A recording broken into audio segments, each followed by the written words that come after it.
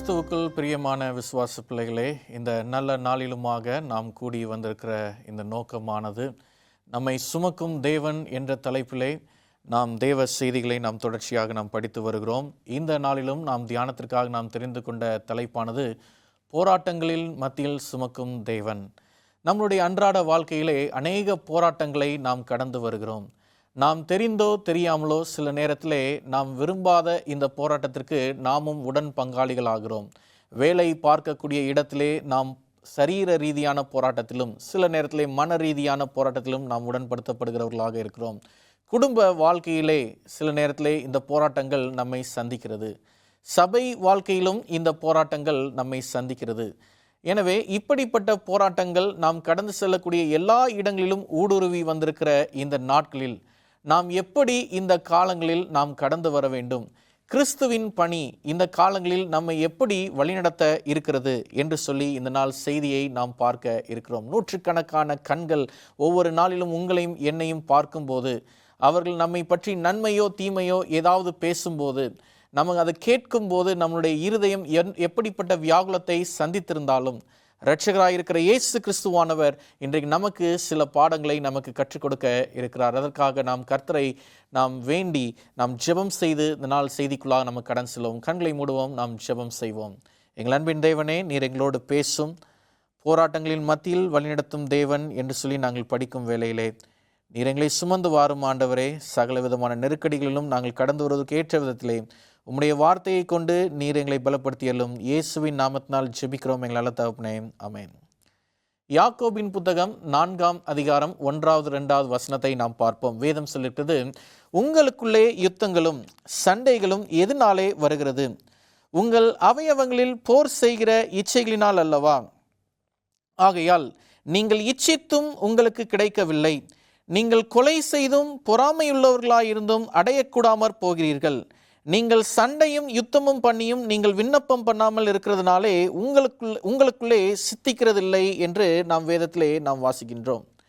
எனவே இந்த யாக்கோபு முதலாவது வசனத்திலே பேசும்போது ஒரு கேள்வியை எழுப்புகிறார். Direct question. உங்களுக்குள்ளே யுத்தங்களும் சண்டைகளும் எதனாலே வருகிறது? உங்களுக்குள்ளாக இருக்கக்கூடிய அந்த இச்சைகளினால் அல்லவா? எனவே தேவ ஜனமே, இன்றைக்கு நீங்களும் நானும் அறிந்து கொள்ள வேண்டியது, அநேக போராட்டங்களை நாம் கடந்து வரும்போது ஏன் இப்படிப்பட்ட காரியங்கள் எழும்புகிறது என்று சொல்லி நம்முடைய இருதயத்திலே நாம் நினைத்து பார்க்கும் போதெல்லாம் ஆண்டவருடைய வார்த்தை எல்லா இடத்திலும் நம்மை தாங்குகிறது, நம்மை சுமக்கிறது என்று சொல்லி நாம் விசுவாசிக்கிறவர்களாக இருக்க வேண்டும். கலாத்தியர் நிருபம் 6ஆம் அதிகாரம் 8ஆம் வசனத்தை நாம் பார்ப்போம் என்றால், அங்கே மாம்சத்தின் கிரியைகளை குறித்து அந்த வேத வசனங்கள் நமக்கு பேசுகிறது. அந்த வசனத்தை நாம் பார்ப்போம். கலாத்தியர் நிருபம் 6ஆம் அதிகாரம் 8-9 ஆகிய வசனங்களை நாம் பார்ப்போம். வேதம் சொல்கிறது, நான் மாம்சத்திற்கென்று விதைக்கிறவன் மாம்சத்தினால் அழிவை அறுப்பான், ஆவிக்கென்று விதைக்கிறவன் ஆவியினாலே நித்திய ஜீவனை அறுப்பான். நன்மை செய்கிறதில் சோர்ந்து போகாமல் இருப்போமாக, நான் தளர்ந்து போகாதிருந்தால் ஏற்ற காலத்தில் அறுப்போம் என்று நாம் பார்க்கிறோம். எனவே மாம்சத்திற்காக விதைக்கிறவர்கள் மாம்சத்திற்கானவைகளையே அறுப்பார்கள். இந்த உலகத்தில் போராட்டத்தை விதைக்கிறவர்கள் போராட்டத்தையே அறுக்கிறவர்களாக இருப்பார்கள். நன்மையை விதைக்கிறவர்கள் நன்மையே அறுவடை செய்கிறவர்களாக இருப்பார்கள். தேவனாகிய கர்த்தர் நமக்கு கொடுக்கக்கூடிய முதல் வார்த்தை ஒரு எச்சரிப்பின் வார்த்தை.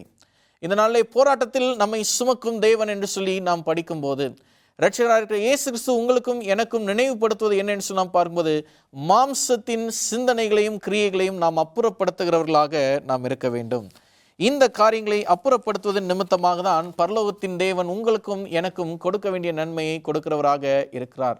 மாம்சத்தின் இச்சையான விபச்சாரம், களவு மற்றும் பொய் சொல்லுதல், சண்டை, துர்பாக்கியம், இவைகள் எல்லாவற்றையும் நம்மிடத்திலிருந்து அகற்றுவதற்கு இன்றைக்கு கிறிஸ்துவினுடைய பாதத்திலே நம்மை ஒப்புக் கொடுக்கிறவர்களாக நாம் இருக்க வேண்டும்.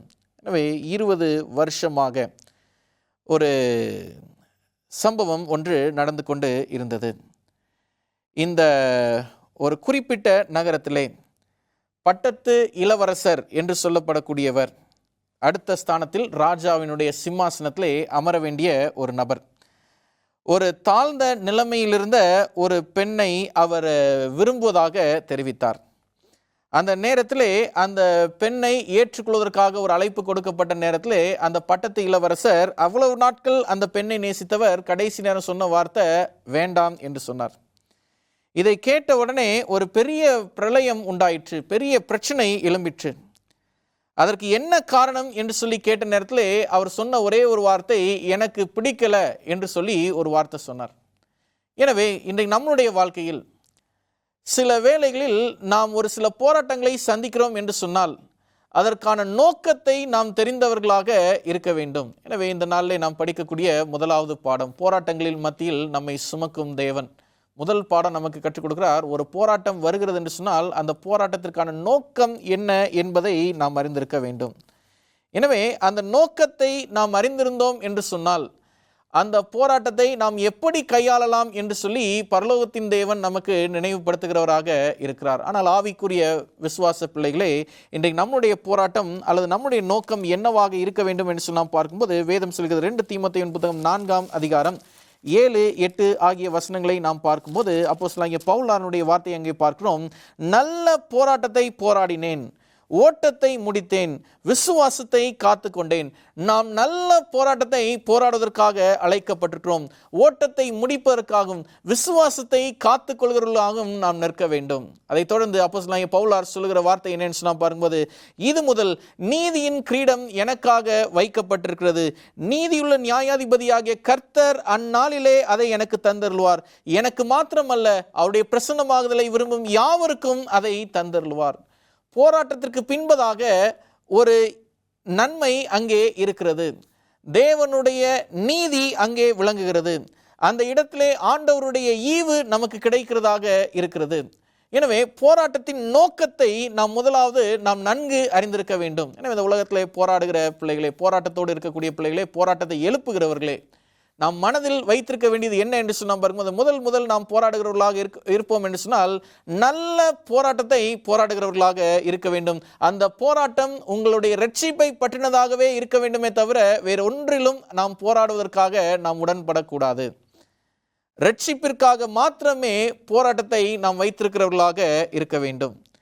போராட்டங்களில் ஆண்டவர் நம்மை சுமக்கும் போது நாம் அந்த போராட்டத்தின் நெருக்கடியை பார்த்து நாம் சில வகை கூட்டத்தோடு சேர்ந்து கொள்ளாமல் அந்த இடத்திலையும் நாம் இரட்சிப்பையே நாம் பிரதானமாக நாம் பார்க்கிறவர்களாக நாம் இருக்க வேண்டும். ஆபிரகாமினுடைய கூட்டத்தாருக்கும் லோத்தினுடைய கூட்டத்தாருக்கும் ஒரு இடத்திலே ஒரு போராட்டம் ஒன்று நடந்தது. ஆதியாகமம் 13ஆம் அதிகாரத்திலே அந்த வசனங்களின் வாசிக்கிறோம். 7ஆம் வசனத்திலிருந்து நாம் பார்ப்போம். வேதம் சொல்கிறது, ஆபிரகாமுடைய மந்தை மேய்ப்பருக்கும் லோத்துடைய மந்தை மேய்ப்பருக்கும் வாக்குவாதம் உண்டாயிற்று. அக்காலத்திலே கானானியரும் பெரிசியரும் அத்தேசத்திலே குடியிருந்தார்கள். 8வது வசனம், ஆபிராம் லோத்தை நோக்கி, எனக்கும் உனக்கும் என் மேய்ப்பருக்கும் உன் மேய்ப்பருக்கும் வாக்குவாதம் வேண்டாம், நாம் சகோதரர், இந்த தேசம் எல்லாம் உனக்கு முன்பாக இருக்கிறது அல்லவா? நீ என்னை விட்டு பிரிந்து போகலாம். நீ இடதுபுறம் போனால் நான் வலதுபுறம் போகிறேன், நீ வலதுபுறம் போனால் நான் இடதுபுறம் போகிறேன் என்றான். எனவே ஆபிரகாம் சொன்ன நேரத்தில் லோத்தை பார்த்து சொல்றார், உன் மேய்ப்பருக்கும் என் மேய்ப்பருக்கும் சண்டை வேணாம்ப்பா, நம்ம 2 பேர் சகோதரர். நீ ஒரு திசையை நீ தெரிந்து கொண்டு போனால் நான் ஒரு பக்கம் நான் பிரிந்து போகிறேன், அல்லது நான் நீ வேற எதை விரும்புகிறாயோ நீ அதை செய்யும்போது நான் அடுத்ததுக்கு நான் முற்படுகிறேன் என்று சொல்லி ஆபிரகாம் சொல்லும்போது அந்த இடத்துல லோத்து தன்னுடைய கண்களை ஏறெடுத்து பார்த்து எந்த பகுதி செழிப்பாக இருக்குதோ அந்த பகுதியை தெரிந்து கொண்டு அவன் கடந்து சென்றான். எனவே போராட்டத்தினுடைய நோக்கம் என்ன? ஏதோ ஒரு சில சூழ்நிலை நிமித்தமாக 2 மேய்ப்பர் கூட்டத்திற்கும் ஒரு வாக்குவாதம் எழும்பிற்று. அந்த வாக்குவாதத்தை சரி பண்ணுவதற்கான வாய்ப்பு என்னன்னு சொல்லலாம் பாரும்போது, அமைதியாக 2 பேரும் அங்கிருந்து பிரிந்து போக வேண்டும் என்று சொல்வதே. தேவ ஜனமே, உங்களுடைய வீட்டிலே ஏதாவது போராட்டங்கள் இருக்கும் என்று சொன்னால் முதல்ல நினைச்சு பாருங்க, அந்த போராட்டத்திற்கான நோக்கம் என்ன? அதுல கிறிஸ்து இயேசு அங்க உயர்த்தப்பட்டிருக்கிறாரா? ஒருவேளை அந்த போராட்டம் இருக்கும் என்று சொன்னால் அதை கடந்து வருவதற்கு நாம் என்ன செய்ய வேண்டும் என்று நாம் தீர்மானித்து, ஒருவேளை இந்த ஆபிரகாம் லோத்து போல கணவன் மனைவி 2 பேர் வேறு ஏதாவது காரியங்களை விட்டு கொடுக்க வேண்டும் என்று சொன்னால் அதை விட்டு கொடுப்பதற்கு நாம் துணிய வேண்டும். விட்டு கொடுப்பதற்கு துணிச்சல். சில நேரத்தில் அந்த கர்வம் கொண்டு இருப்பதனாலே அந்த போராட்டம் பகையை எழுப்புகிறது. பிற்பாடு அந்த பகை பிரிவினையும் உண்டாக்குகிறதாக இருக்கிறது. தேவ ஜனமே, இந்த நாளிலுமாக நாம் இந்த செய்தியை கேட்டுக்கொண்டிருக்கும் வேளையிலே அருமைநாதர் இயேசுவின் கரங்களிலே நம்மை ஒப்பு கொடுப்பதற்காக நாம் காத்திருக்கிறோம்.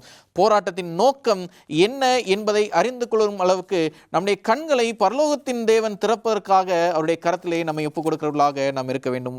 1 கொரிந்தியர் 9ஆம் அதிகாரம் 25, 26 ஆகிய வசனங்களை நாம் பார்ப்போம். வேதம் சொல்கிறது, பந்தயத்திற்கு போராடுகிற யாவரும் எல்லாவற்றிலையும் இச்சையடக்கமாக இருப்பார்கள். எனவே பந்தயத்திற்கு போராடுகிற எல்லாருமே இச்சையடக்கத்தோடு இருப்பாங்களாம். அப்படின்னா மாம்சத்திற்கு ஏதுவானவைகளை நாட மாட்டாங்க. ரட்சிப்பை தேடி போராடுறவங்க அவர்கள் அழிவுள்ள கிரீடத்தை பெறும்படிக்கு அப்படி செய்கிறார்கள், நாமோ அழிவில்லாததை பெறும்படிக்கு அப்படி செய்கிறோம்.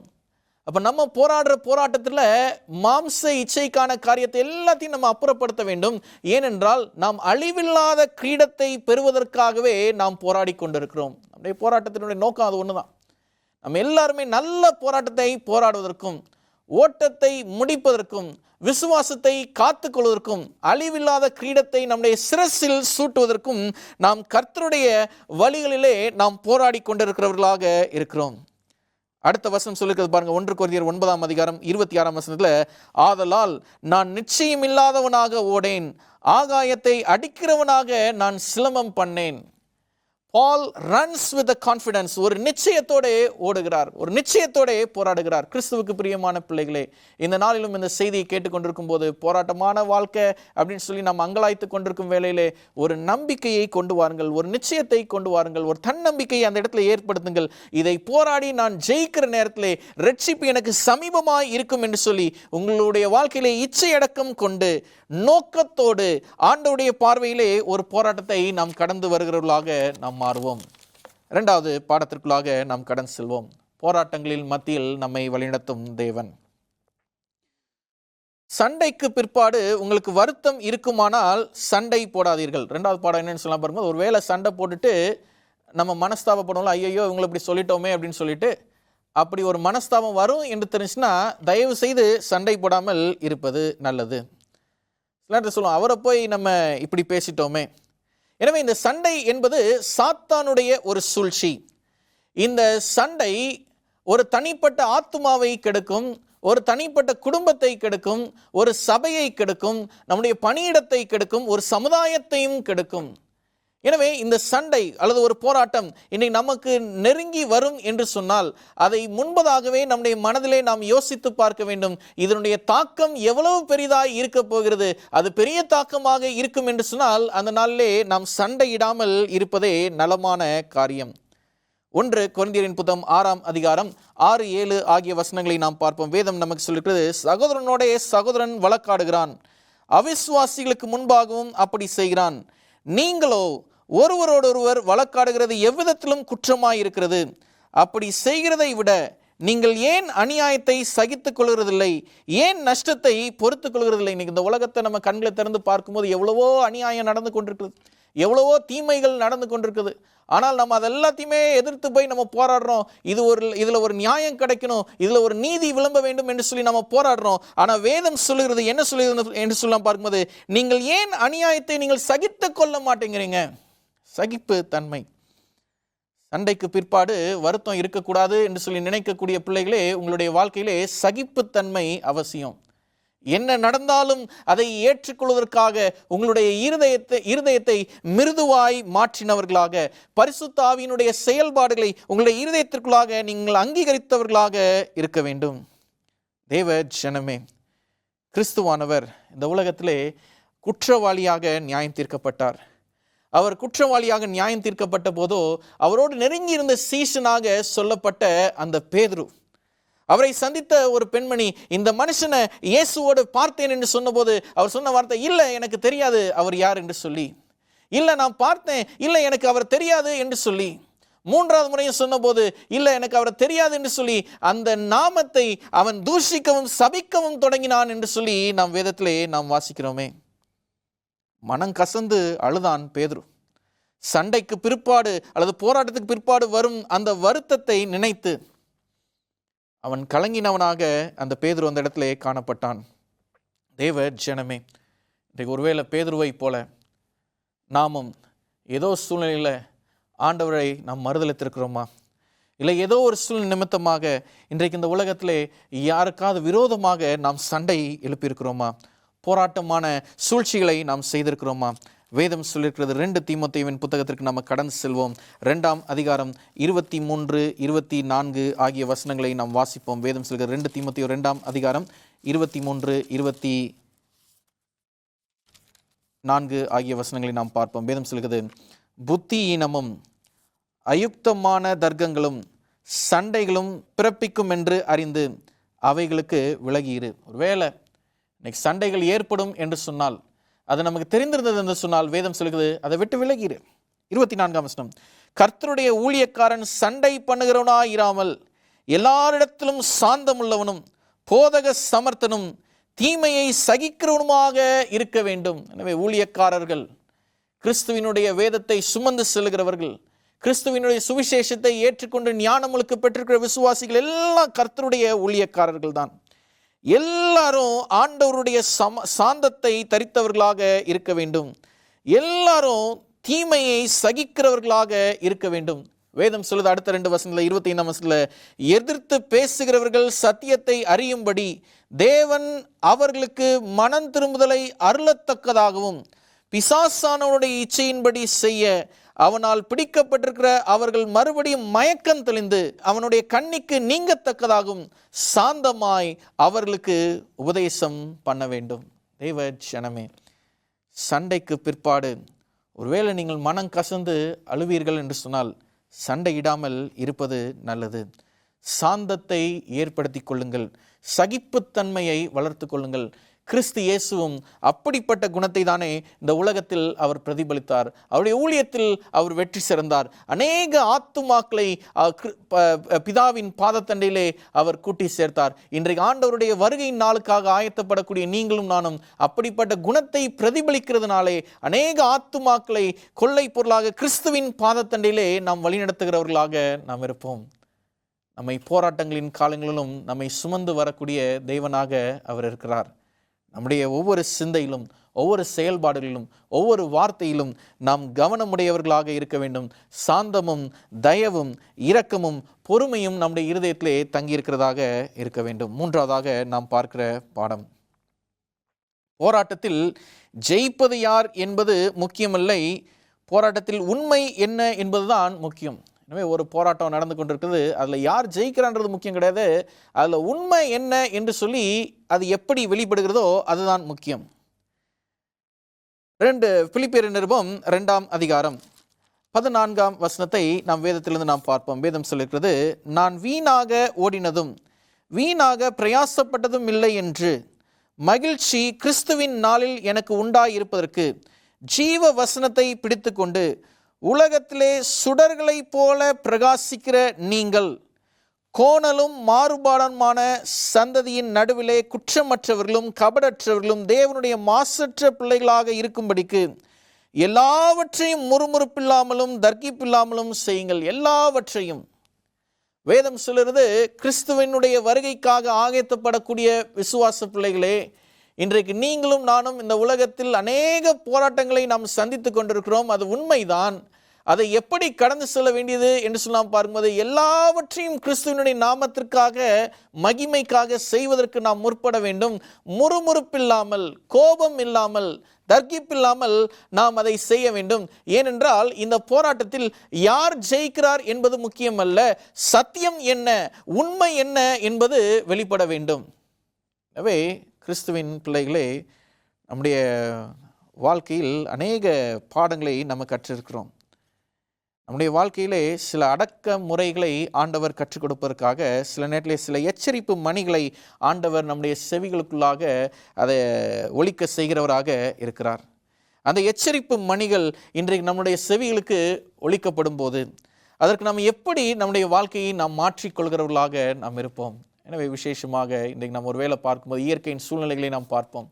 ஒருவேளை மழை பெய்யும் சத்தம் கேட்டது என்று சொன்னால் நாம் வெளியே போகாமல் வீட்டிற்குள்ளாக நாம் பொறுமையாய் காத்திருந்து அந்த நாளினுடைய அந்த மழையிலிருந்து நம்மை பாதுகாத்து கொள்வோம். ஒருவேளை பிரச்சனை வரும் என்று தெரிந்தால் அந்த பிரச்சனைக்காக அதிலிருந்து விலகி இருந்து நம்மை எப்படி பாதுகாத்து கொள்ள வேண்டுமோ அப்படி நம்மை பாதுகாத்துக் கொள்கிறவர்களாக இருக்க வேண்டும். ஏனென்றால் வேதம் சொல்லுகிறது, பிலிப்பியர் 2:14 நான் நீ வீணாக ஓடினதும் வீணாக பிரயாசப்பட்டதும் இல்லை என்று மகிழ்ச்சி கிறிஸ்துவின் நாளிலே எனக்கு உண்டாயிருக்கிறது. ஜீவ வசனத்தை பிடித்து கொண்டு உலகத்திலே சுடர்களைப் போல பிரகாசிக்கிறவர்களாக, ஜீவ வசனத்தை பிடித்து கொண்டு, போராட்டமான நாட்களிலே கிறிஸ்துவின் வசனத்தை நீங்கள் பிடித்து கொண்டு நீங்கள் ஓடும்போது பிரகாசிக்கிற சுடர்களைப் போல இந்த உலகத்திற்கு நீங்கள் பிரகாசமான வெளிச்சமாக நீங்கள் காணப்படுவீர்கள். 15 சொல்கிறது, கோணலும் மாறுபாடுமான சந்ததியான நடுவிலே குற்றமற்றவர்களும் கபடற்றவர்களும் தேவனுடைய மாசற்ற பிள்ளைகளாக நீங்கள் இருப்பீர்கள். எனவே தேவனுடைய பிள்ளைகளாக இருக்கக்கூடிய நீங்களும் நானும் நம்முடைய மனதிலே நாம் நினைத்திருக்க வேண்டியது, ஆண்டவர் நமக்கு நினைவுபடுத்துவது, கோணலும் மாறுபாடுமான சந்ததியின் மத்தியில் தான் நாம் வாழ்ந்து கொண்டிருக்கிறோம். இந்த உலகத்தில் தான் இரட்சகராக இருக்கிற இயேசு கிறிஸ்து நம்மை குற்றமற்றவராக நிறுத்த இருக்கிறார். அவர் நம்மை குற்றமற்றவராக நிறுத்துவதற்காக நாம் நீதியின் வழியில் வைத்து நாம் போராடி கொண்டிருக்கிறோமா? தீத்துவின் புத்தகம் 3:9 நாம் பார்ப்போம். வேதம் சொல்கிறது, தீத்துவின் புத்தகம் 3:9 பார்ப்போம். வேதம் சொல்கிறது, புத்தியீனமான தர்க்கங்களையும் வம்ச வரலாறுகளையும் சண்டைகளையும் நியாயப்பிரமாணத்தை குறித்து உண்டாகிற வாக்குவாதங்களையும் விட்டு விலகு, அவைகள் அப்பிரயோஜனமும் வீணுமாய் இருக்கிறது என்று சொல்லி நாம் பார்க்கிறோம். எனவே புத்தியீனமான தர்க்கங்கள், வம்ச வரலாறுகள், சண்டைகள், நியாயப்பிரமாணத்தை பற்றி வாக்குவாதம் பண்ணுவது, இதெல்லாத்தையும் விட்டு ஓய்ந்து இருங்கள். ஏனென்றால் வேதம் சொல்கிறது, அதெல்லாம் பிரயோஜனத்திற்கானவைகள் அல்ல, அதெல்லாம் அப்பிரயோஜனத்திற்கு ஆனவைகள், வீணானவைகள், அதனால ஒரு பயனும் இல்லை. போராடுவது எதற்காக? கிறிஸ்துவினுடைய அந்த வருகையின் நாளிலே அவரை சந்திப்பதற்காக, அவர் கொடுக்கக்கூடிய அந்த ஜீவ கிரீடத்தை பற்றி நாம் அணிந்து கொள்வதற்காகவே நாம் போராட வேண்டும் தவிர, இந்த உலகத்தில் தன்னை உயர்த்துவதற்காக, நம்முடைய திறமை வளத்தை காட்டுவதற்காக, நம்முடைய ஞானத்தின் ஆற்றலை காட்டுவதற்காக அல்ல. எனவே இந்த நேரத்தில் இந்த பாவங்களை நாம் செய்கிறோமான்னு சொல்ல பாரும்போது செய்கிறோம். நேரத்தில் தெரியாமல் அல்ல, தெரிந்தே நாம் செய்கிறவர்களாக இருக்கிறோம். தர்க்கம் பண்ணுகிறோம், வாக்குவாதம் பண்ணுகிறவர்களாக இருக்கிறோம், சண்டைகளை எழுப்புகிறோம். நேரடியாக நாம் செய்ய முடியவில்லை என்று சொன்னால் யாரையோ ஏவி விட்டாது நாம் அதை செய்ய வைக்கிறோம். அந்த இடத்துல அந்த சமாதானம் கெட்ட உடனே, அந்த பெரிய தாக்கத்தை அடைந்த உடனே இதை நினைத்து சில நேரத்தில் இருதயத்திலே நாம் மகிழ்ந்திருக்கிறோம். ஒரு பிரச்சனை எழுப்பிட்டோம் என்று சொல்லி நாம் மகிழ்ந்திருக்கிறோம். ஆண்டவருடைய வருகையின் நாளிலே இதெல்லாம் நமக்கு ஒரு கணக்குக்குள்ளாக அழைக்கப்படும். இரட்சகராக இருக்கிற இயேசு கிறிஸ்து உங்களையும் என்னையும் பார்த்து கொண்டிருக்கும் வேளையிலே அவர் நினைவுபடுத்துவது என்னன்னு சொல்லலாம் பார்க்கும்போது, பிரச்சனையில் ஜெயிக்கிறது யார் என்று சொல்லி முக்கியம் இல்லை, பிரச்சனையில் உண்மை என்ன என்பது தான் முக்கியமானதாக இருக்கிறது. எனவே தேவ ஜனமே, போராட்டங்களின் மத்தியில் தேவன் நம்மை சுமந்து வருகிறவராக இருக்கிறார். போராட்டத்தின் நோக்கத்தை நாம் அறிந்து கொள்வோம். போராட்டத்திற்கு பிற்பாடு வாக்குவாதம் வரும் என்று சொல்லி தெரிந்தால் அந்த போராட்டத்திற்குள்ளாக இணங்காமல் இருப்பது நலமானது. சண்டையில் யார் ஜெயிக்கிறார்கள் என்பது முக்கியம் அல்ல, உண்மை என்ன என்பதுதான் முக்கியம். கர்த்தருடைய கருத்தில் ஒப்பு கொடுத்து நம்ம ஜெபம் செய்வோமா? கண்களை மூடுவோம், நாம் ஜெபம் செய்வோம். எங்கள் அன்பின் தேவனே, நீர் எங்களை வழிநடத்தியறலும். எங்களுடைய போராட்டங்களின் மத்தியிலே நீர் எங்களை வழிநடத்துகிற தேவனாக இருக்கிறீர். உங்களுடைய கருத்திலே நாங்கள் எங்களை ஒப்பு கொடுக்கும்போது, ஆண்டவரே, பிரச்சனைக்கான நோக்கத்தை நாங்கள் அறிந்து கொள்வதற்கும், ஆண்டவரே, பிரச்சனையினுடைய தாக்கத்தை நாங்கள் அறிந்து கொள்வதற்கும், இந்த பிரச்சனையில் யார் ஜெயிக்கிறார்கள் என்றல்ல, இந்த பிரச்சனையில் உண்மை என்ன என்பதை நாங்கள் விளம்பி, நாங்கள் தேவனுடைய பாதத்திலே நாங்கள் நல்ல ஒரு ஜீவியத்தை நாங்கள் ஜீவிப்பதற்கு நீர் எங்களை கிருபையோடு வழிநடத்தியறலும். இயேசுவின் நாமத்தினால் வேண்டிக்கொள்ளும் எங்கள் ஜெபங்கள் நல்ல தகப்பனே.